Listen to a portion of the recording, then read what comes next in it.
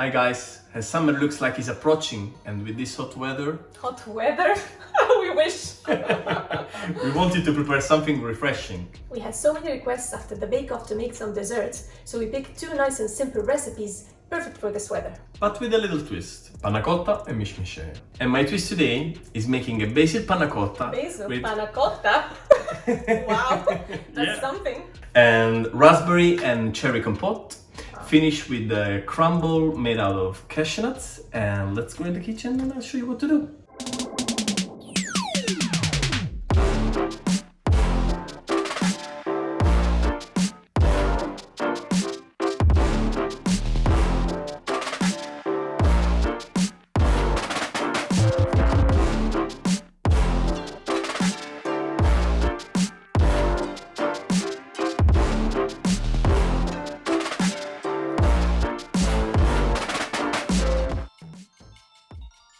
This creamy refreshing dessert is with no doubt capable of putting a smile on your face. But to nail it, you need to follow what I'm doing carefully.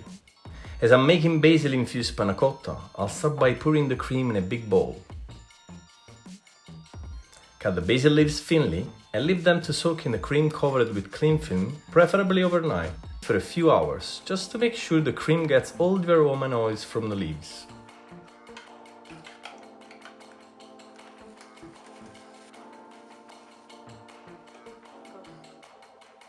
The next day, take the basil cream off the fridge, pour the other part of the cream in a saucepan with milk and sugar, stir very well, and soak the gelatin in ice cold water for a few minutes. Put the saucepan on medium heat and bring it to boil. Now squeeze the water off the gelatin leaves and put them on the hot cream of it and stir until they dissolve. Pour the hot cream back into the cold basil cream, mix them very well, then strain the mixture to get rid of the basil leaves, but remember to squeeze them off to get all the lovely flavors. Do you know that panna cotta used to be prepared with egg white and cooked in a water bath in the oven in order to set? But this technique was then left behind and the gelatin was introduced, conferring a less eggy taste and a more creamier finish. Now get a nice mold to put your panna cotta in. I use copper ones with patterns to give mine a bit of style to it. You can also use a blowtorch to get rid of the bubbles if you have one, but it's totally optional. Put the panna cotta in the fridge to set for at least 5 hours or overnight as you like.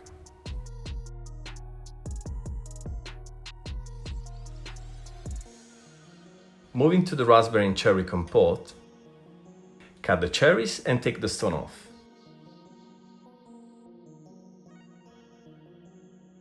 Put them in a pan along with the raspberries, lime juice, lime zest, some water and sugar.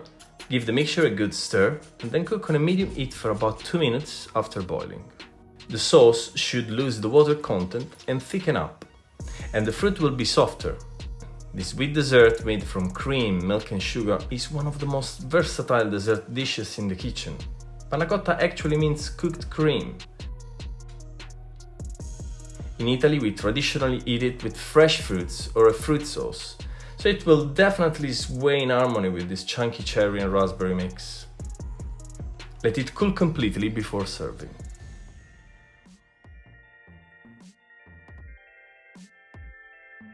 And just to make things even more interesting, I'm going to top it up with a crunchy cashew crumble that wouldn't just give a great texture, but also a delicious kick.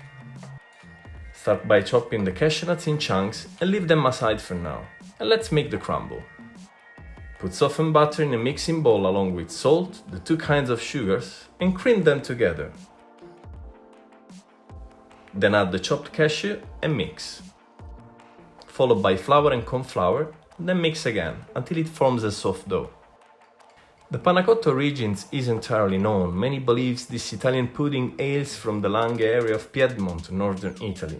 It is thought that an Hungarian lady brought the recipe over in the early 1900s, while others argue that it's a local adaptation of similar continental pudding, the Sicilian bianco mangiare, which arrived when the country was under Arab dominion.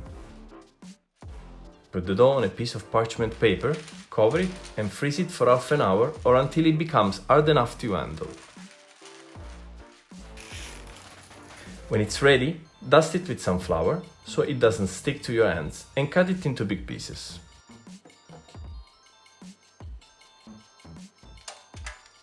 Put the crumble on a tray lined with parchment paper, bake it in a preheated oven on 180 degrees Celsius for about 12 minutes and use a fork to separate the pieces. Leave it to cool down before serving.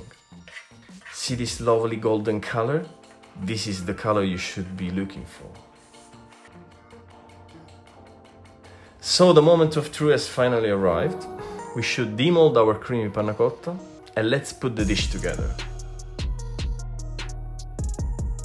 Use your imagination to garnish this beautiful dish. Make it really appealing and impress your guests. Put some fresh fruits and basil leaves around and leave the toppings we made earlier in a serving plate on the side. Let me show you how to serve it. Enjoy!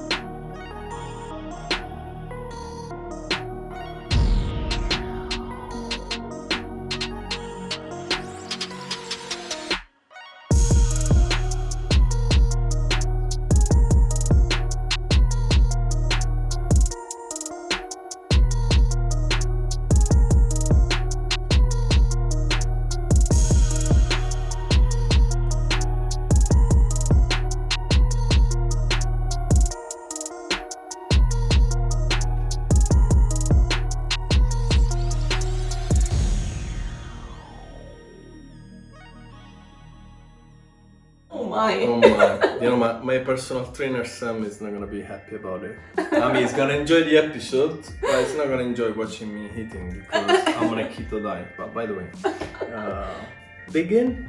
You got one Yes. already prepared, This is the one I so wanna it's just try. waiting for you. See the jiggle, guys? Yeah, yeah, it's a good sign. Wow. I wish you can see the creaminess of this.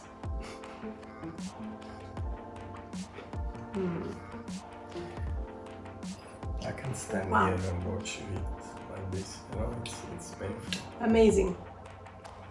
This is creamy, acidic, the right amount. Yeah, The basil aromatic, very aromatic, yeah. refreshing. Oof, what a punch! It's like a I'm happy you're enjoying it, and you like also the crumble. You go. the crumble is adding a lot. The texture, it's super. Wow, you should try this. Do you feel the basil enough? The basil is spot on. Yeah. Just Obviously, the right amount. what I do suggest to them is to do it a day before. That would To be infuse much more? better to infuse more. But to be honest, But I'm sure they came through you enough. eat it and it's basil. Yeah. Yeah. It's coming through. Do you understand? Yeah, definitely. Do you understand why we don't cook the basil?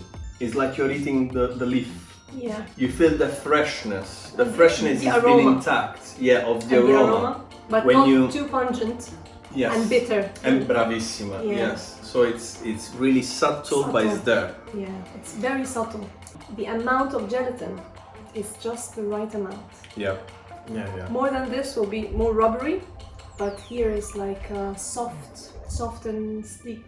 Yeah, it's Well true. done. Combination between the basil and the berries with the creaminess Works very well, right? works perfectly.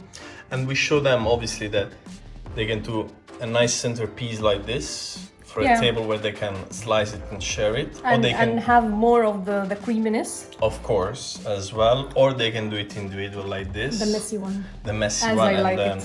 you know to have the compote and the crumble on the side where Yeah. they can play. Well done, Stefan. What an interesting combination. Oh, and wait for the next episode because we're gonna see another interesting one. Apricot is in season now, so Wait for it. You asked for a dessert, and we gave you one. but be careful what you wish for. Now it's time to close this episode. And eat this lovely pancake. Before we close the episode and you leave us, don't forget to subscribe to our channel. Like and share. And please do support us on Patreon. We really appreciate the support that we received so far. Bye. Bye bye. Yeah!